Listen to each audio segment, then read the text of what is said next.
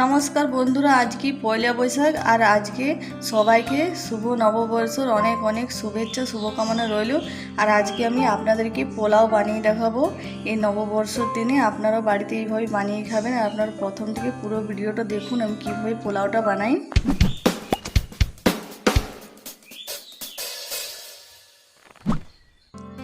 আর পোলাও বানানোর জন্য দেখুন আমি এখানে গোবিন্দভোগ চাল নিয়েছি, আর চালটা নিয়েছি আমি 600 গ্রাম। আর এবারে চালটা খুব ভালো করে পরিষ্কার করে ধুয়ে নেব। আমি চালটা 3 থেকে 4 বার পরিষ্কার করে ধুয়ে নেব। আর দেখুন খুব ভালো করে ধোয়া হয়ে গেছে চালটা। এবারে এই চালের মধ্যে আমি দিয়ে দেবো একটু ফুড কালার, অরেঞ্জ কালার দিয়ে দিচ্ছি দেখুন। আর এবারে কালারটা খুব ভালো করে মিশিয়ে নেব চালের সঙ্গে।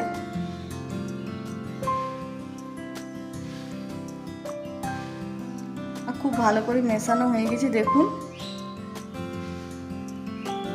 এবার আমি সুতির কাপড়ের উপর চালটা মেলে নেব। আর দেখুন একটা সুতির কাপড়ের উপর মেলে নিচ্ছে। জলটা খুব ভালো করে শুকিয়ে নেব। 5 মিনিট মেলে রেখে দিলে জলটা খুব ভালো করে শুকিয়ে যাবে।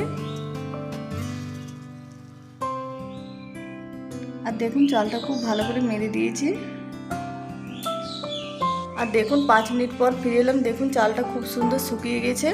এবার একটা থালার মধ্যে আমি ঢেলে নেব।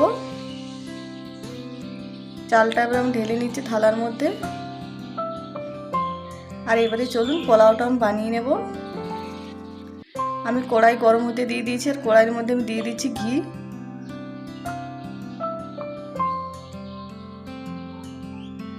আমি 4 চামচ মতো ঘি দিয়ে দিলাম। এবারে দিয়ে দেবো গোটা গরম মশলা।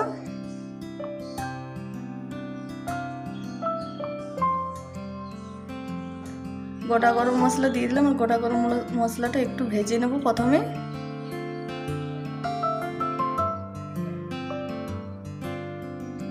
আর এবারে আমি চালটা দিয়ে দিলাম। আর চালটা খুব ভালো করে ঘিয়ের সঙ্গে মিশিয়ে নেব।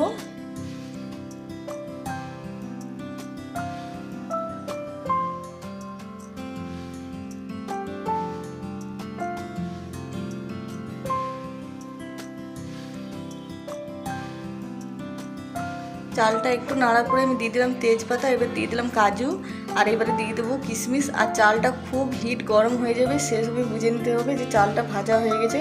খুব বেশি ভাজার দরকার নেই।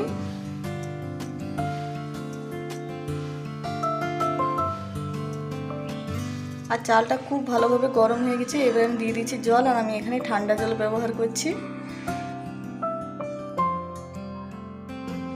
আর জলটা দিয়ে খুব ভালো করে মিশিয়ে নেব। আর একটু জল দেবো, আর একটু জল লাগবে, তাই দিয়ে দিলাম আর একটু জল।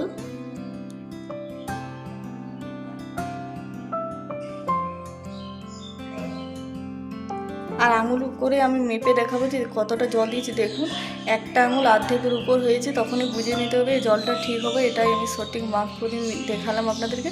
আর এবারে পোলায় দিয়ে দিচ্ছি চিনি মিষ্টির জন্য। চিনিটা আপনারা নিজেদের ইচ্ছে অনুযায়ী দিবেন, যে যেমন খেতে পছন্দ করেন।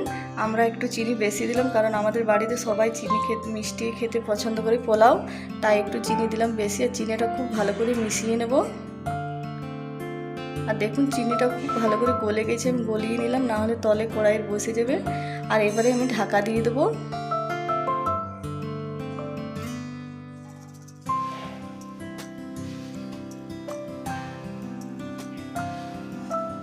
আর ঢাকা দিয়ে দিলাম। আর কিছুক্ষণ পর ঢাকাটা খুলে নিলাম। দেখুন খুব ভালো করে ফুটে উঠেছে। সেই সময় গ্যাসের আঁচটা কমিয়ে দেবো, একেবারে কম আঁচে পোলাওটা ভালো হবে, না হলে জলটা সব মরে যাবে। আর দেখুন কিছুক্ষণ পর খুলে দেখাচ্ছি। দেখুন পোলাওয়ের মধ্যে আর একটুকু জল নেই। আর পোলাওটা মনে হয় খুব সুন্দর হয়ে গেছে। এবার আমি গ্যাসটা অফ করে দেবো। আর দেখে নিচ্ছি সেদ্ধ হয়েছে কিনা না। দেখুন খুব সুন্দর সেদ্ধ হয়ে গেছে। একবার ভালো করে নেড়ে আমি মিশিয়ে নেব। দেখুন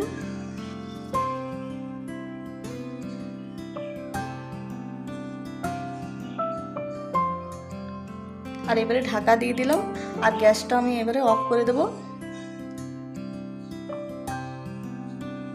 আর কিছুক্ষণ পর ফিরে এলাম, আপনাদেরকে দেখাচ্ছি। দেখুন পোলাওটা কি সুন্দর হয়েছে। ঠান্ডা হওয়ার পর দেখুন একেবারে ঝরঝরে হয়েছে, কী সুন্দর। আর আপনারাও এই পয়লা বৈশাখে বানিয়ে খাবেন। আর এই পোলাওটা খেতে খুবই ভালো লাগে বন্ধুরা, যে কোনো দিকে খাবেন আপনারা। আর আমার ভিডিওটা পছন্দ হলে লাইক শেয়ার কমেন্ট করবেন। আর অনেক অনেক নববর্ষের শুভেচ্ছা শুভকামনা রইল।